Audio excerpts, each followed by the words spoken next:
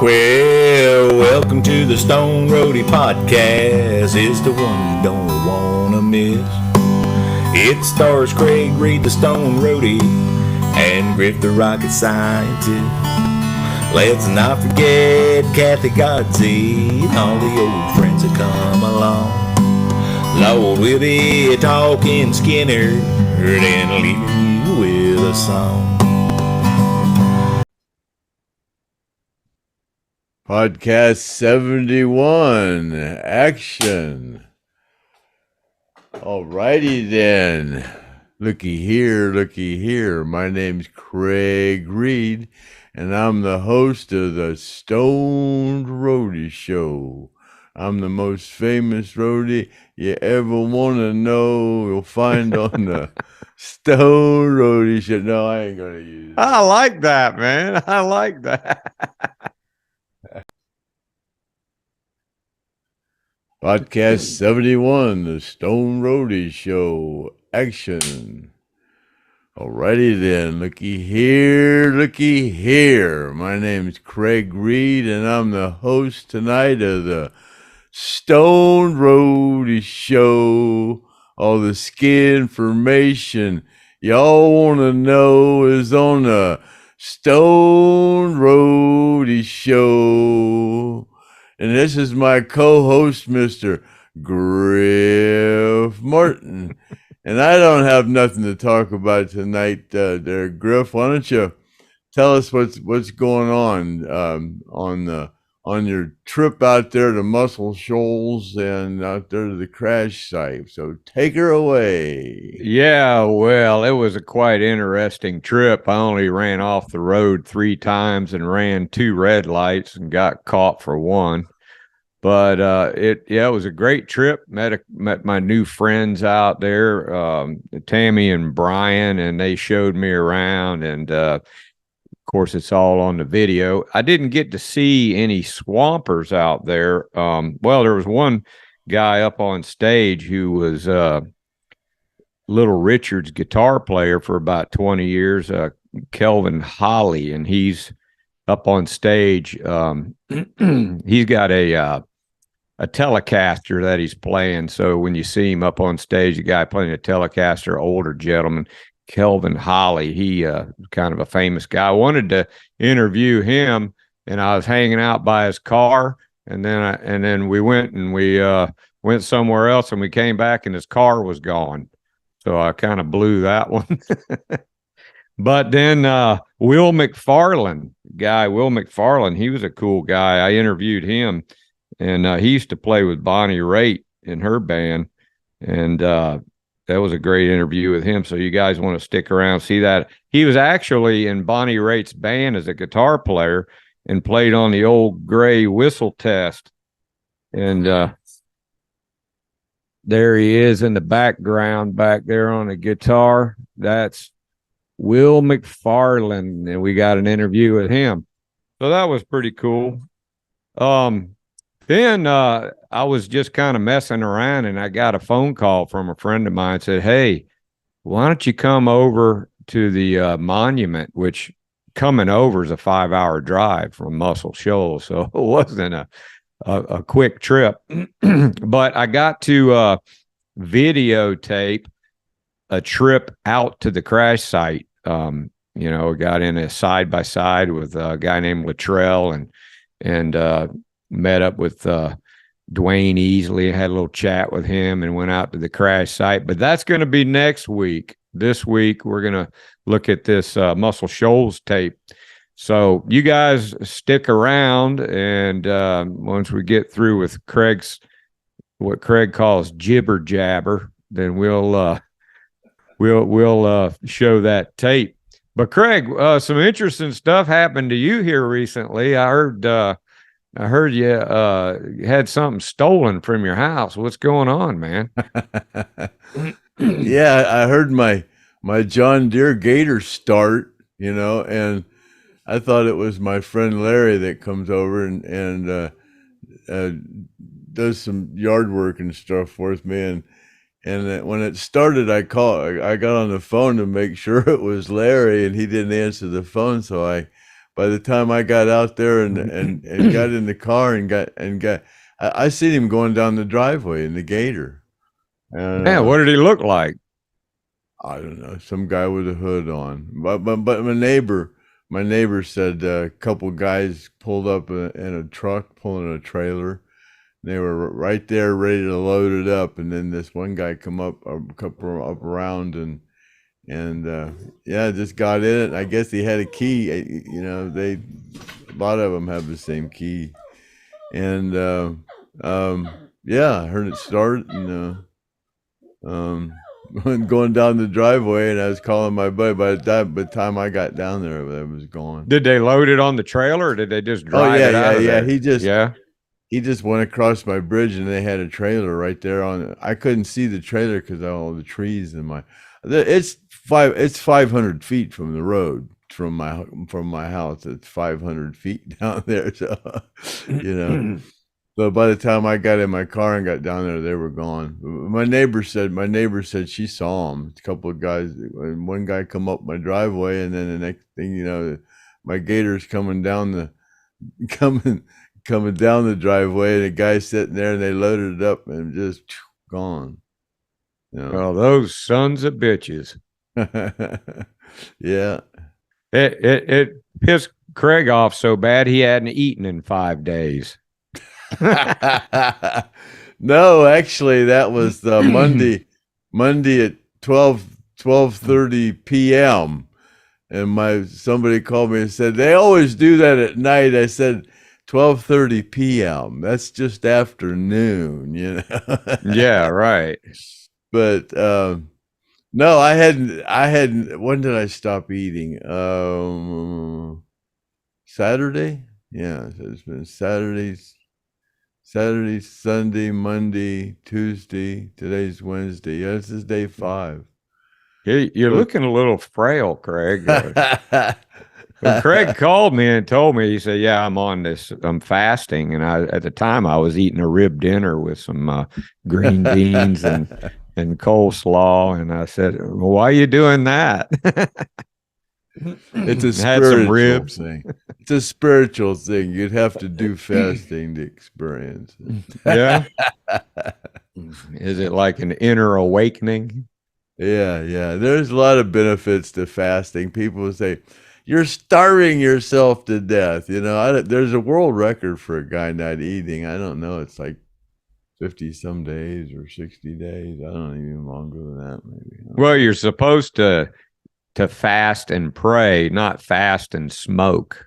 I remember the last time I fasted, I had a colonoscopy, and then I was so hungry after that whole procedure, and the first place I saw was Outback Steakhouse, and I said, "Pull in there," and we went in there, and they go, "What do you want?" I said, "Something I can eat right now." And so, "Well, we can bring you a blooming onion." And that was the worst mistake I ever made in my life, was eating a blooming onion after a colonoscopy. Well, that onion came out the same way it went in. And I don't think I made it home. I think I had to use the restroom at the Outback. It was how fast it was. But 5 days, Craig?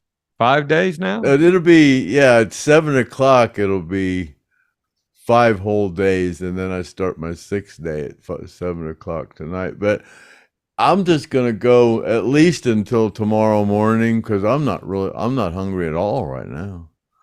And tomorrow morning it'll be, what's today? Today's 100. At 7 o'clock it'll be 120 hours. So it'll be 100. What's going to be your first meal?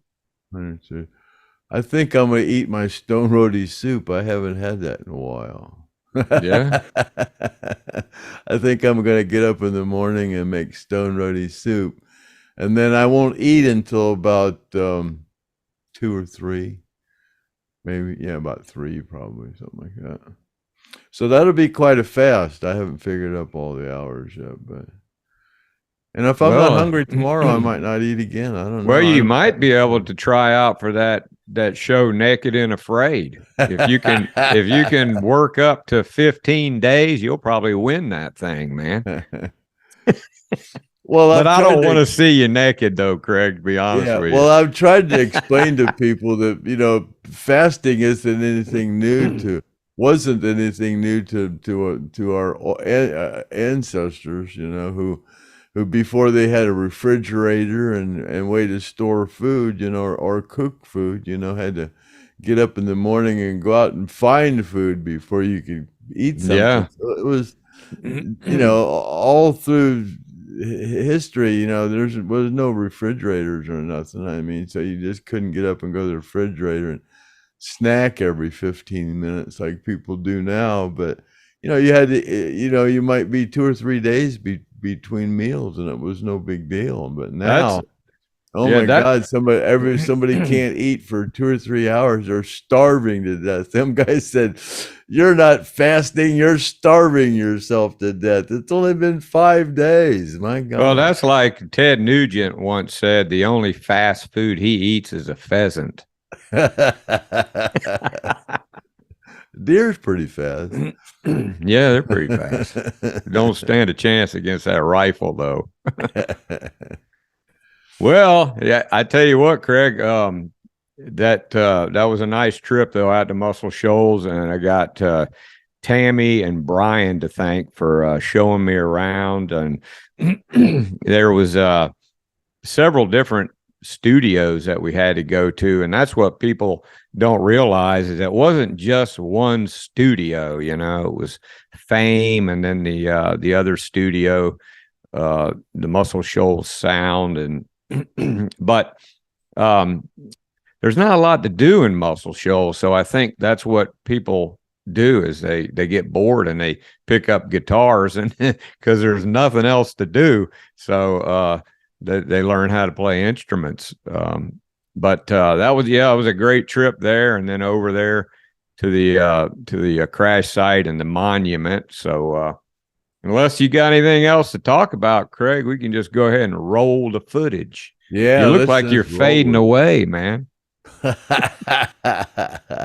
Yeah, I'm ready to start singing "Happy Trails to You until we meet again.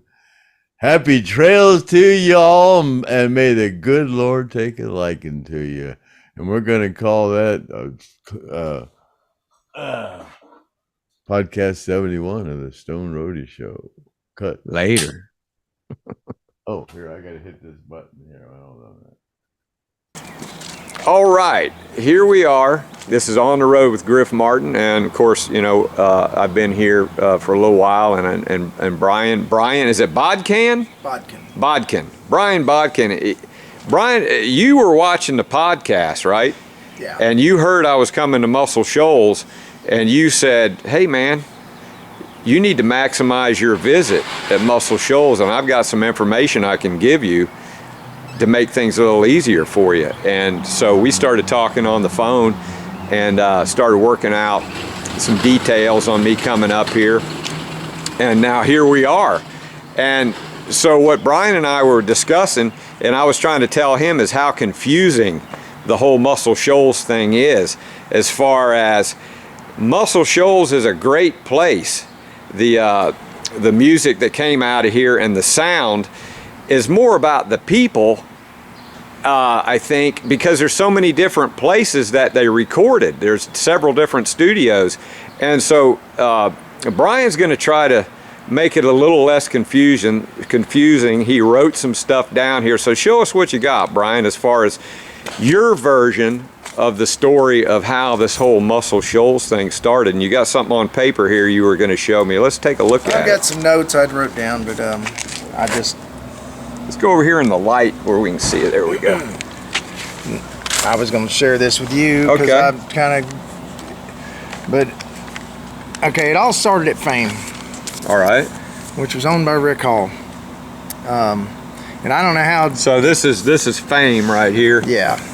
All right. And Rick Hall owned Fame.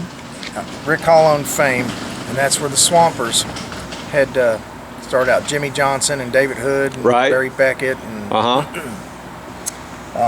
Roger Hawkins, and there's several others. There's so anyways, so they started here, and Jerry Wexler, I don't know how he he come from he brought some people in from California to record with Rick, and I don't know what happened with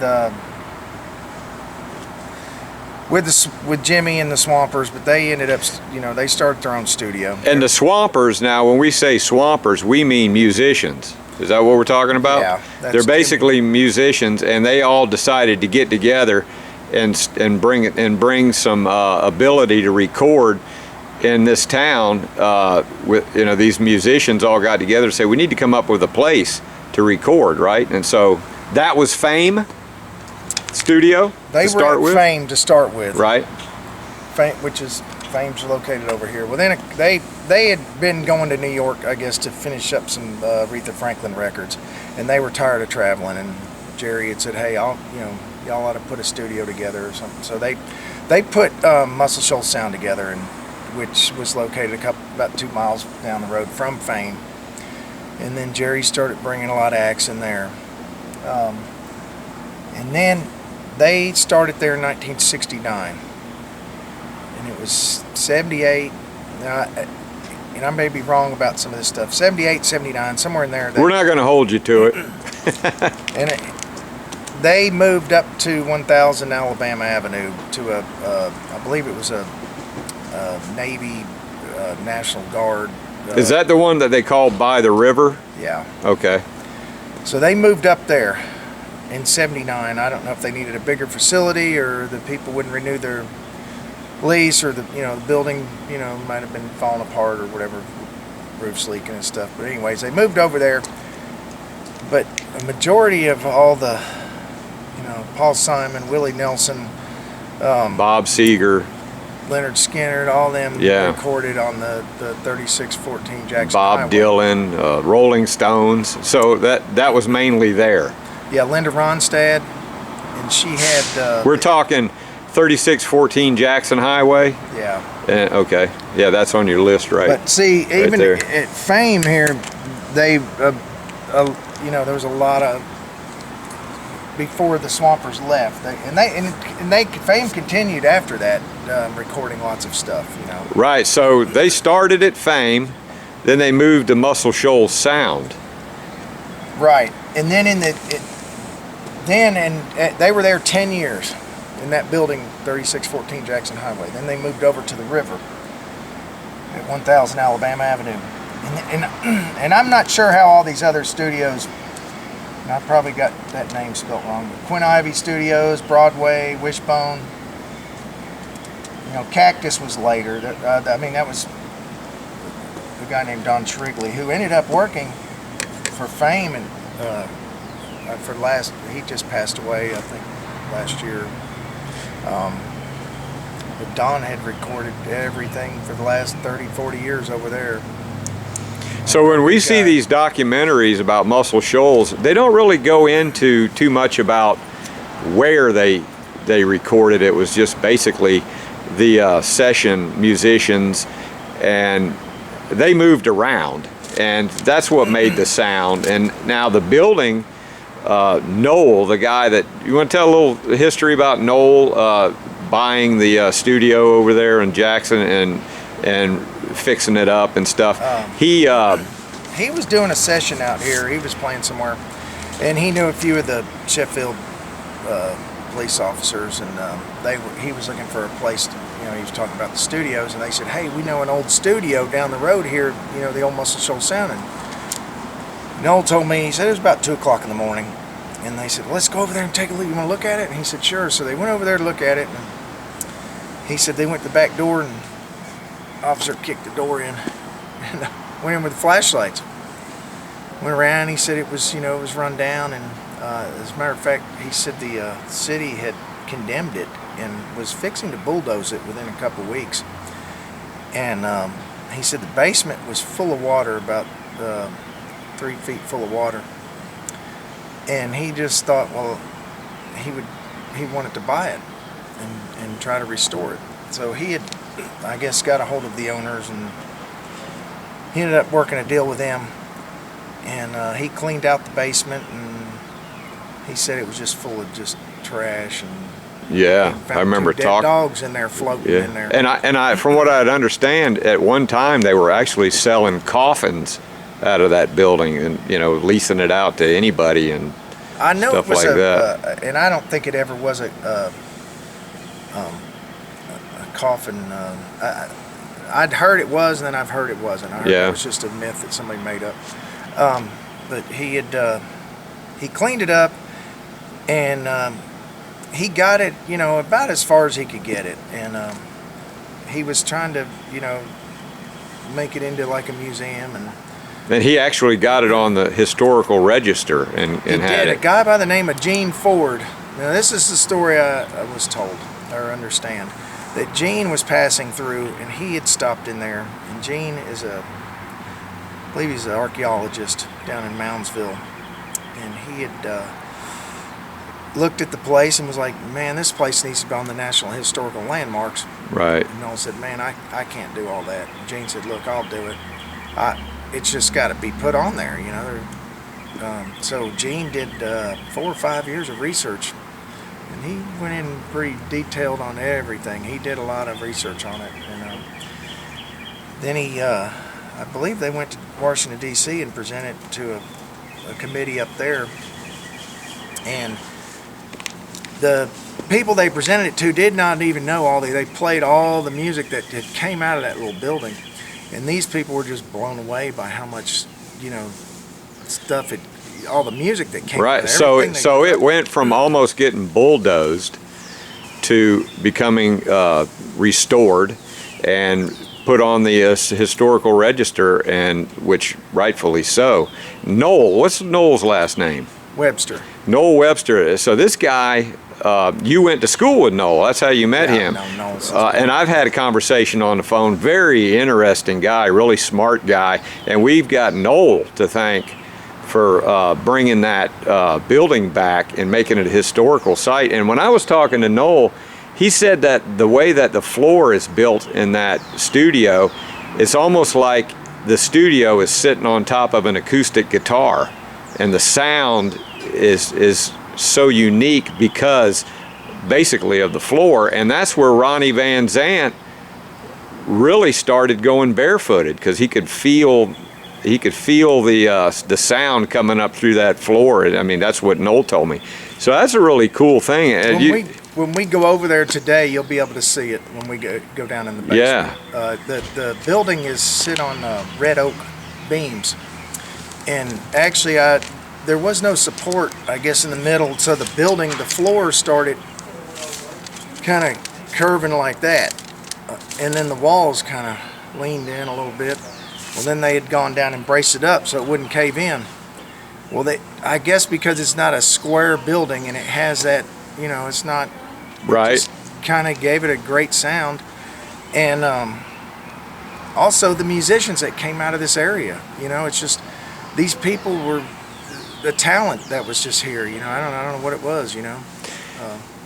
And I was talking to Tammy, and she said that it brought a lot of the black and white artists together, and this is like the place that happened. That you had the black sound, and then all these guys from England, and they were wanting to capitalize and get that sound in their music, and it kind of helped them over here in Muscle Shoals. So we're going to take a trip over there. We're going to take a look at that studio and some of the other studios, and we've got Brian here, and we appreciate Brian coming out and taking the time, because you don't live in Muscle Shoals, do you? No, I live in Huntsville. I'm about 70 miles right, from here. But you used to live here, correct? No, I spent a lot of time. But you went to school with Noel. Noel was from Huntsville too. Okay, and so Tammy, she told me she used to live here, and we're going to meet Tammy.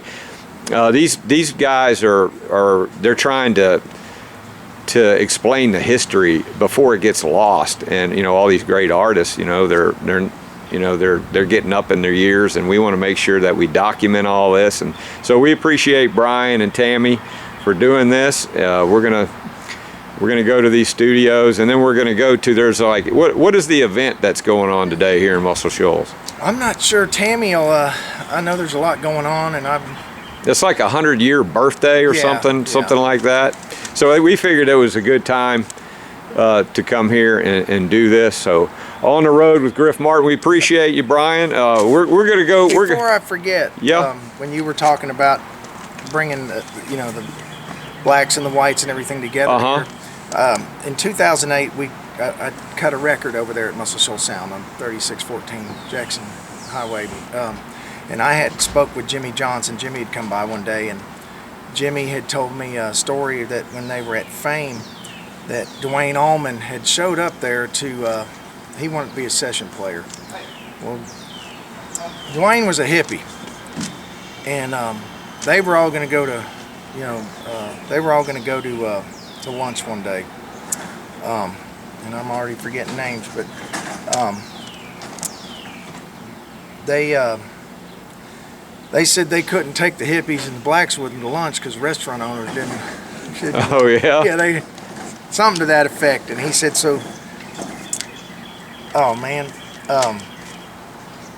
So Dwayne hung around the studio with I was gonna say Percy Sledge, and did Beatles, Hey Jude. They ended up working that up. Dwayne had talked, like I said, I'm flipping names, but he talked him into cutting Hey Jude. He's like, no man, and Dwayne's like, man, it'd be a great song. And by the time Jimmy and them got back, they had cut that, and it was a great song, or great remake, Right. I imagine there's all kinds of stories. As a matter of fact, there's a story, and you had some pictures that you sent me. There's a door in that studio where a lot of people signed this door. It's kind of like a historical door. Even Ronnie Van Zant carved in there. What was it Ronnie carved in there? Mr. Breeze. Mr. Breeze with a knife in the door, and yeah, we can share that picture. But anyway, we're gonna meet Tammy, and we're gonna go over to the studio, and we're gonna start combing through this and figuring some things out. So we'll be back with you soon. Okay, here we are. This is 3614 Jackson Highway, and this is the famous Muscle Shoals building that everybody's familiar with. And here we have Brian and Tammy. Is it Tammy Fields? Tammy Fields. Okay, Tammy Fields. Now, Brian introduced me to Tammy. And what's interesting is we've got Tammy and Brian here, which these two guys met in Florida, but yet they only live not too far apart. So you guys, that's how you met Tammy, right, Brian? Yeah, 1998. And Tammy, what was it that that brought you to this music industry and Muscle Shoals and all of that? What was it that got you started in this? Well, basically, growing up here, and if you love music, like I did, I of course wanted to know everything I could about it, and so I just knew a lot of the people and was blessed and able to have access to things a lot of people didn't. And so, but you worked in it. You worked in the industry, and you worked with a lot of people that are familiar people. Of course, you know everybody. Tammy knows all kinds of people. She knows all the President Leonard Skinner folks. She's real good friends with Johnny Van Zant and Gary and Leon and Billy, and then she's got so many, I can't even keep track of it, and that's why she's here, and that's why Brian's here, because these guys are keeping me straight, because I'm lost. This is you guys. It's a in-depth story. It is. It's really a lot of information. And the documentary that's out there that's a really good documentary, and Tammy's all behind that documentary. She's 100% believes in it. It is as accurate as possible. And like we were talking last night with some of my music friends, there's still so much more to the story. Right. I mean, that's just a little bitty, tiny piece. Yeah. And so I hope someday that it all gets documented, because it's very interesting and very important.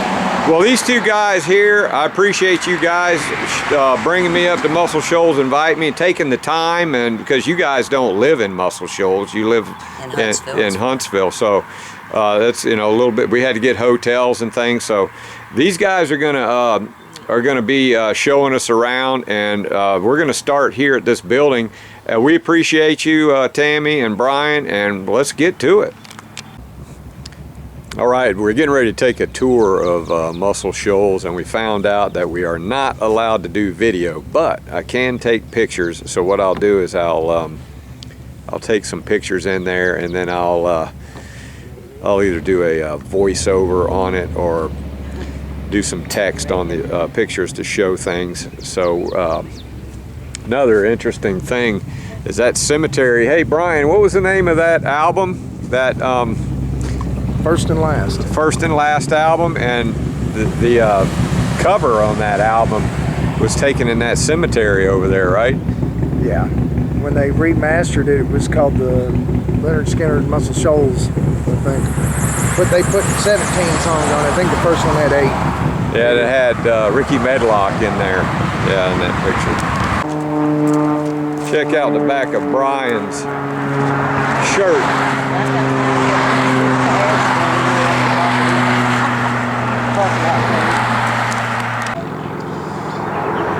Now we're waiting outside here, and you can see that there's a line of people gathering. They're from all over the place to go on the tour, and we're getting ready to go in. So this is the Muscle Shoals Studio, 3614 Jackson Highway. Busy place. Busy place. We're gonna go on the tour, and I'm gonna see what I can do about getting some video in there or some pictures. Here we have the soundboard. That's an analog soundboard, and it recorded everything with all those great artists. And that's looking out through the glass out there into the studio.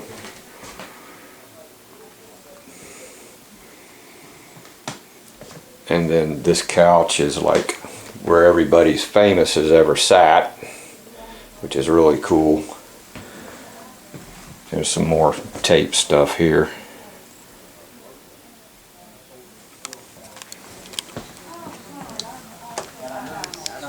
And this is where David Hood, the Swamper bass player, was set up.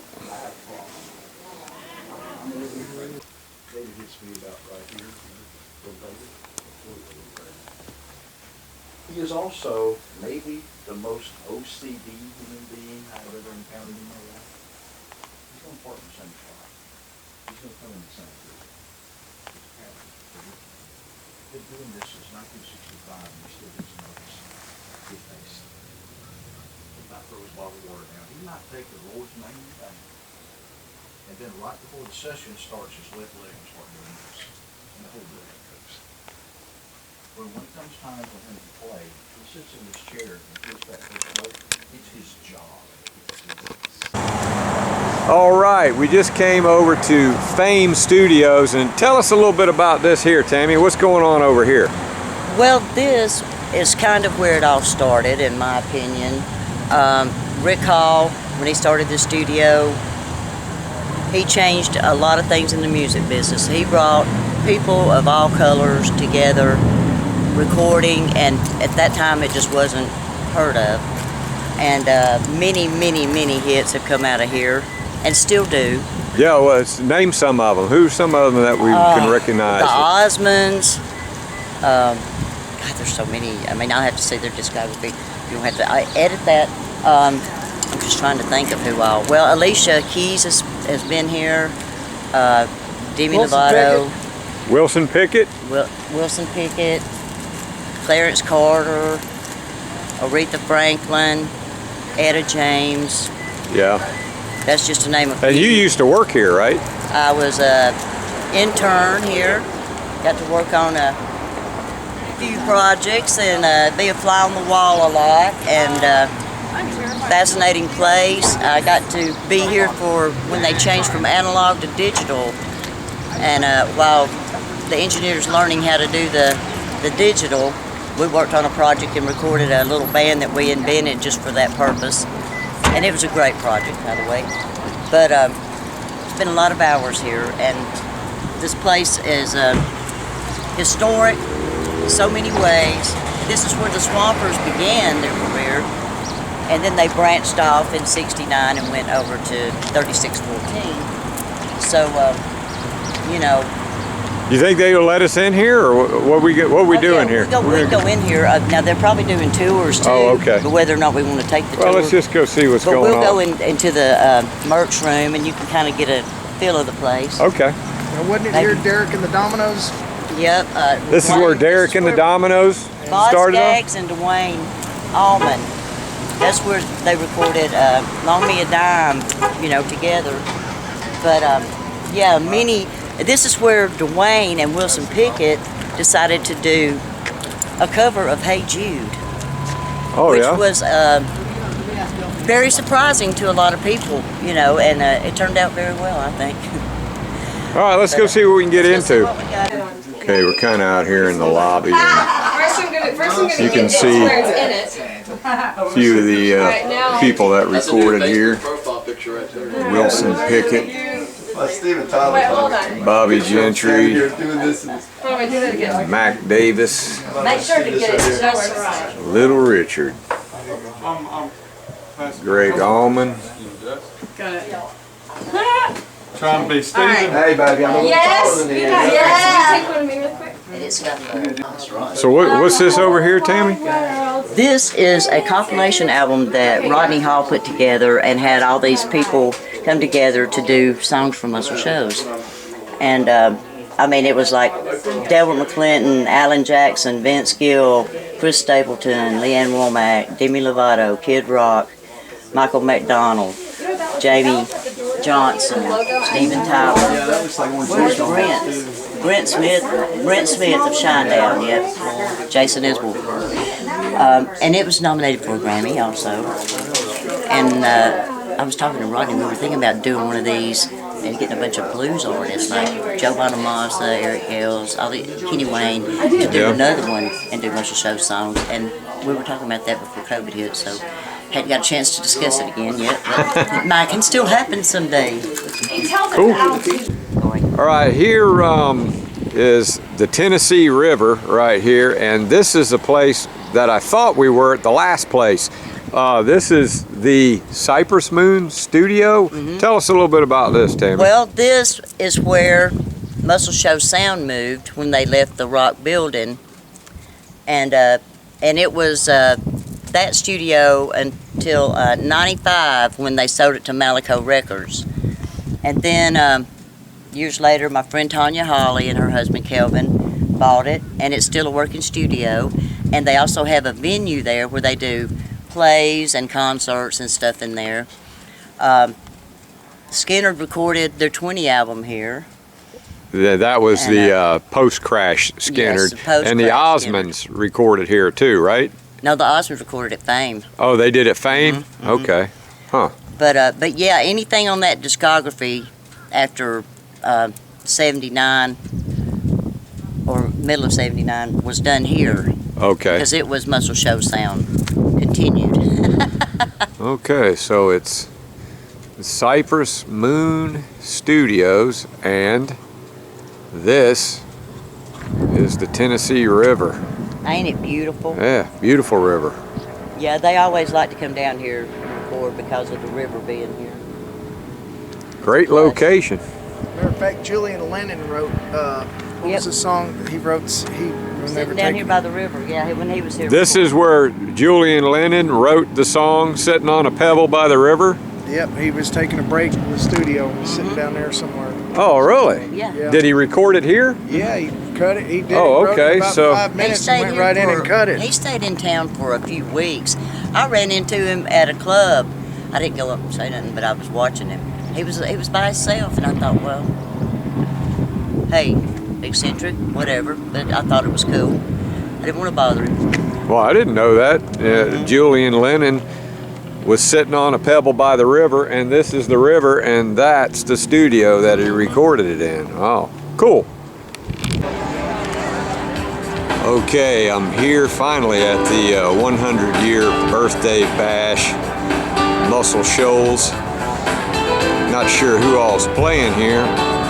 This is where I kind of was hoping to run into some of the Swampers and some of the session musicians.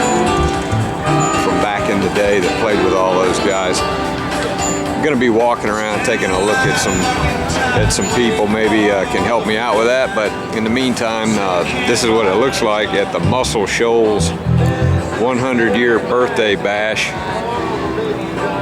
And I thought it was a good time for me to come here because of this celebration. There would be a lot of people here. And as you can see, it's a pretty big event in Muscle Shoals. Started about an hour ago. So we're gonna go see what we can get into. Holly Mosley here, delightful singer, signed to fame. I've cut records with her, and you're gonna enjoy this thoroughly. We're gonna do some traditional Muscle Shoals music here for you.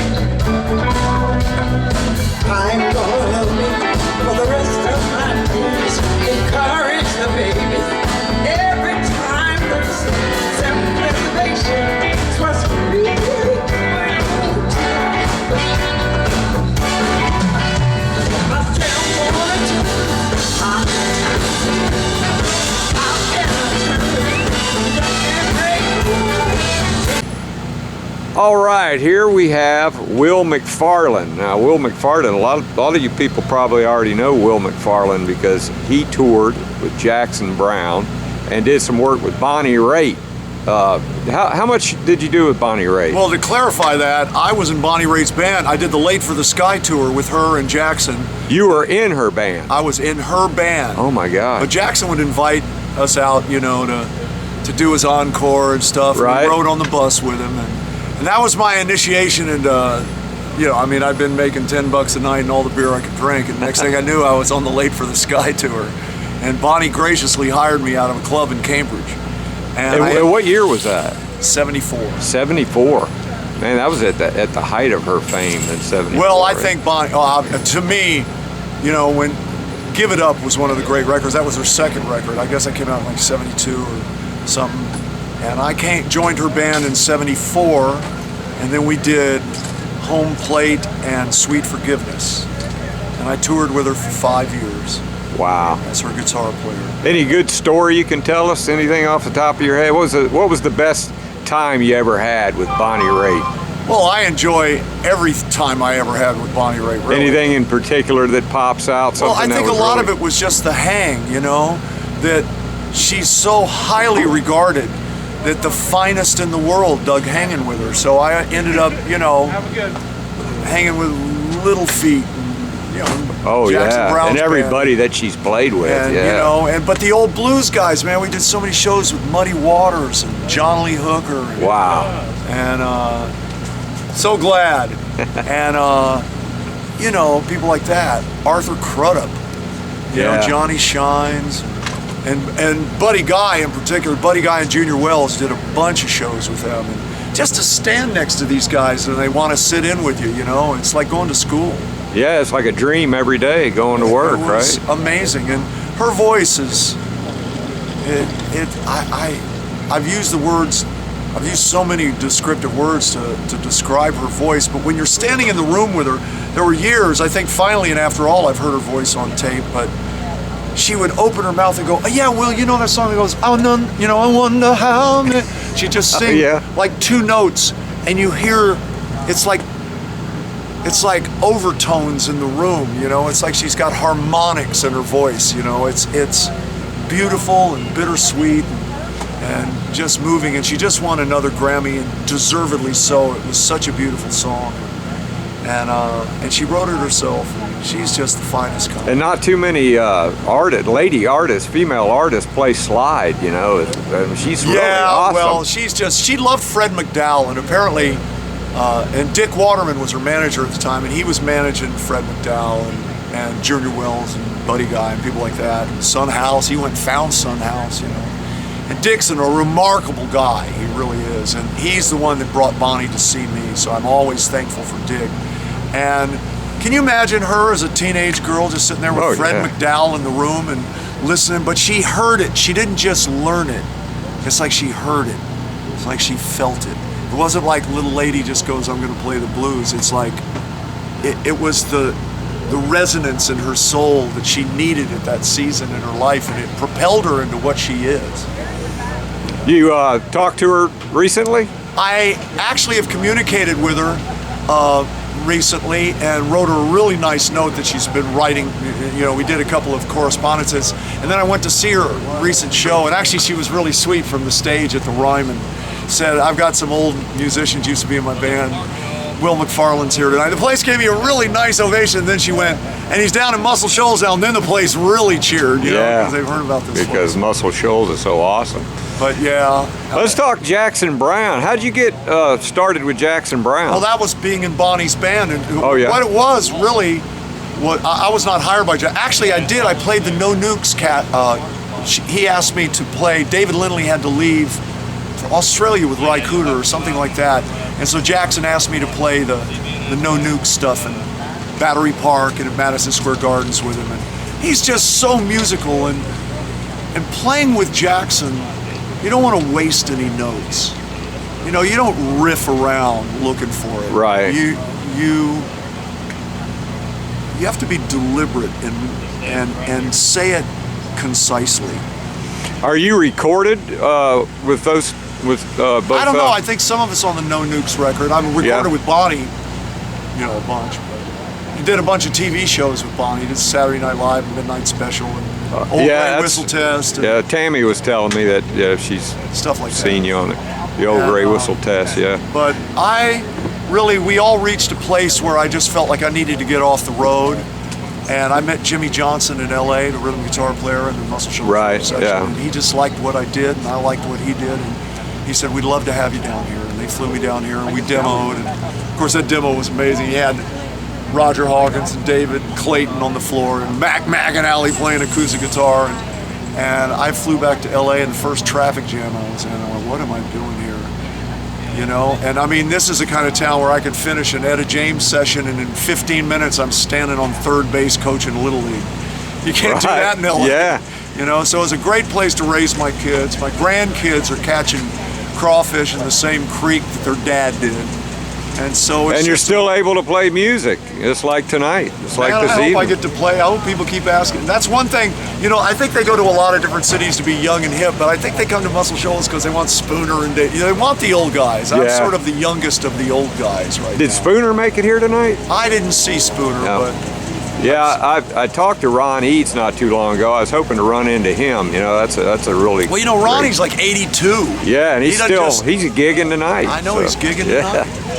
Well, Will McFarland, I appreciate your time. You've worked really hard up there on the stage tonight, so I'm gonna let you go take a break. Well, I appreciate And I that. told you I only asked for a couple minutes, and I keep my word there. So, Excellent. thank you for the interview. Appreciate it. My good pleasure, man. Nice talking to you. All right.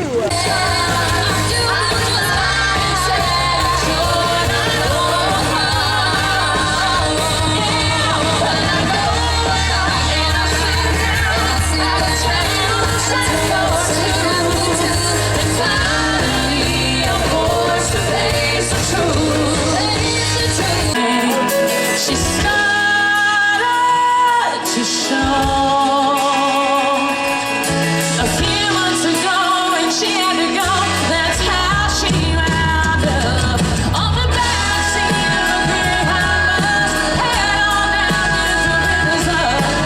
Happy trails to you until we meet again.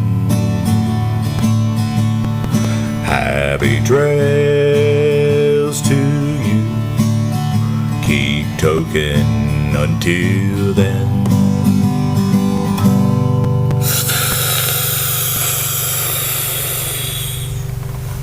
Yeah, the Road Stony Show.